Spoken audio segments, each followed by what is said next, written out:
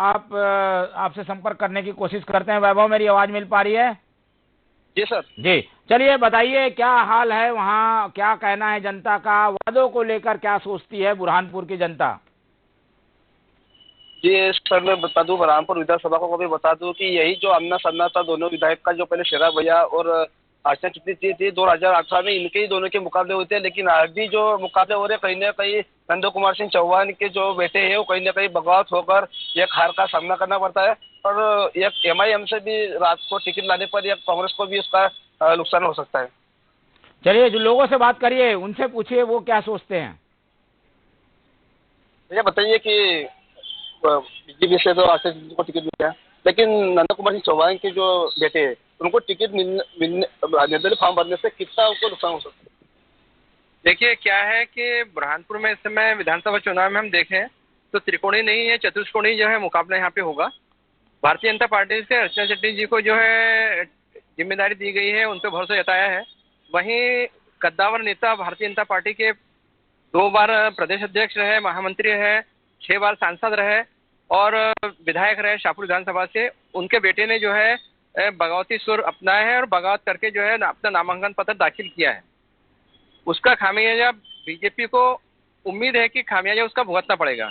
वहीं अगर हम देखें तो कांग्रेस से बागी और जो पूर्व पार्षद थे काफी दमदार बुरहानपुर में, उनकी दोनों समुदाय में जो है छवि अच्छी है। नफीस मंशा खान, उनको जो है एमआईएम से जो है एआईएमएम से अपना प्रत्याशी घोषित किया है। कहीं ना कहीं ये पूरा समीकरण जो है ये इनके बिगड़ेंगे। और आप देखना आने वाले समय में, क्योंकि पिछले जो निर्दलीय चुनाव जीते थे शेरा भैया, तो उनको बहुसंख्यक जो यहाँ पे बुरहानपुर के जो बहुसंख्यक बोलना चाहिए मुस्लिम समुदाय, उनका अच्छा सपोर्ट मिला था। और अब वो उम्मीद जो है धुंधली सी होती दिख रही है। तो आने वाले समय में और 2 तारीख के बाद में स्पष्ट होगा कितने कैंडिडेट मैदान में रहते हैं और स्थिति और अच्छी तरीके से स्पष्ट हो पाएगी। अभी ये कहना मुश्किल है कि क्या नतीजे हो सकते हैं। बाकी नुकसान भाजपा को भी है और नुकसान कांग्रेस को भी है।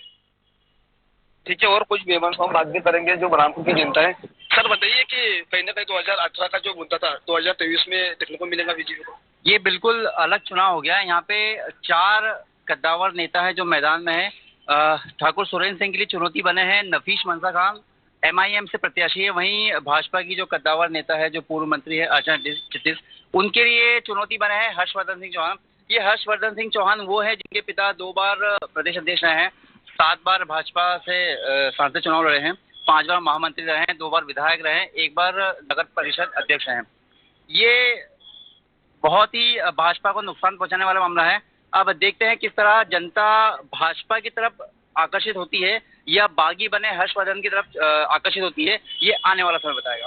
ठीक है, कुछ मुद्दों पे बात कर लीजिए। वादे कितने पूरे हुए हैं इस पे भी पूछ लीजिए। वादे की अगर बात करें, बुरहानपुर में जो वादे के कारण चुनाव जीते थे शेरा जी, वो कितना पूरा कर पाए हैं, उस पे भी कमेंट ले लीजिए।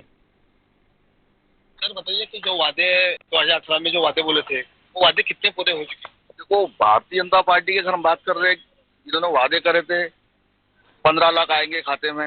नहीं, विधानसभा चुनाव की बात। क्योंकि जो चुनाव हो रहा है अभी, विधानसभा में जो चुनाव हो रहा है वो मोदी के चेहरे पे हो रहा है। क्योंकि इस चुनाव में मामा जो शिवराज को भी मुख्यमंत्री का चेहरा नहीं बनाया गया कि अगर हम देखें तो फिर अगर मोदी के नाम से अगर चुनाव हो रहा है तो लोग जनता मोदी के नाम पे वोट दे रहे हैं। इसका मतलब ये अगर ऐसा माने तो जो जैसे काला धन है, बेरोजगारी है, महंगाई है, 2 करोड़ नौकरियां, ये तमाम मुद्दों का पूछिए। जनता तो अब उस बात पे आएंगे कि भाई जो मेन मुद्दे हैं उस मेन मुद्दे पे जनता वोट देगी। और अगर हम बात करें कांग्रेस पार्टी के जो अभी जो उम्मीदवार है और बीजेपी के जो उम्मीदवार है, दोनों राजनीतिक दलों को बीच में अभी जो 2 निर्दलीय जो उम्मीदवार है, इन दोनों के बीच में जो समीकरण बन रहे हैं तो ये दोनों एक दूसरे को, कांग्रेस को भी डैमेज करेंगे और बीजेपी को भी डैमेज करेंगे। लेकिन आने वाला समय बताएगा 2 तारीख के बाद की क्या स्थिति निर्मित होती है। ठीक है, ये और कुछ लोग हैं, जल्दी बात कर लीजिए जी, करिए बात करिए। सर बताइए क्या लगता है आपको को लेकर बड़े हुए हैं?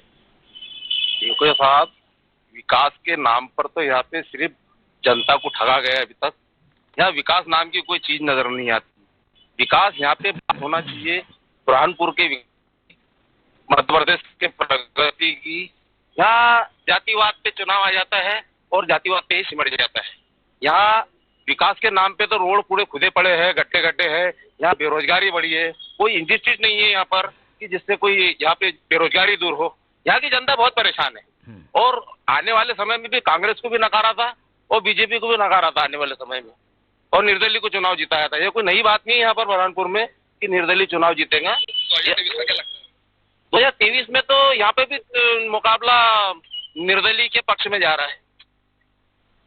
जी सर। विकास कार्य को लेकर लोगों की, कोई आम लोग होंगे, उनसे भी पूछिए कि वो क्या चाहते हैं इस चुनाव में, चाहते क्या है वो।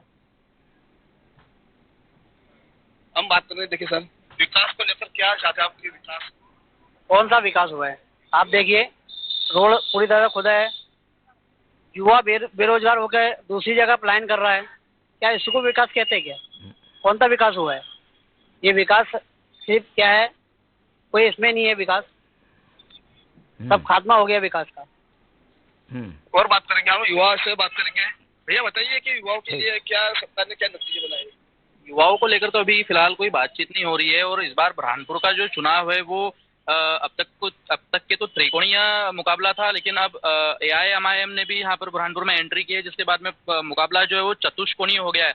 भाजपा और कांग्रेस दोनों में ही जो है वो बागी प्रत्याशी जो है वो खड़े हुए एक निर्दलीय में गया है। इसके बाद में 2 तारीख को पता चलेगा कि कितने बागी प्रत्याशी जो है अपना फॉर्म उठाते हैं और क्या स्थितियां बनती है। लेकिन चलिए वैभव, आपने हमारी बातचीत कराई बुरहानपुर वासियों से, आपका बहुत बहुत धन्यवाद। और हमने जानने की कोशिश की कि बुरहानपुर में किस तरीके के समीकरण हैं और लोग क्या चाहते हैं। फिलहाल ये जो पूरी चर्चा है, इसमें एक बात ये सामने आई है कि विकास की बात जोड़ रहा है बुरहानपुर, और बुरहानपुर के लगी हुई जो विधानसभा नेपा नगर, दोनों जगह पर विकास काम जो करेगा उसको जनता प्राथमिकता देगी। तो इंतजार है, मुकाबला काफी रोचक हो गया है। त्रिकोणीय मुकाबले में ही कई बार स्थितियां जो है बनती बिगड़ती है, यहाँ तो चतुष्कोणीय मुकाबला देखने को मिल रहा है। तो बुरहानपुर और नेपा नगर में मुकाबला काफी रोचक है, दिलचस्प है, जिस पर हमारी नजर बने रहेगी। हमारे खास कार्यक्रम चुनावी वादे कितने पूरे कितने अधूरे में आज इतना ही। आप लोग देखते रहिए TV 24। मुझे दीजिए इजाजत, नमस्कार।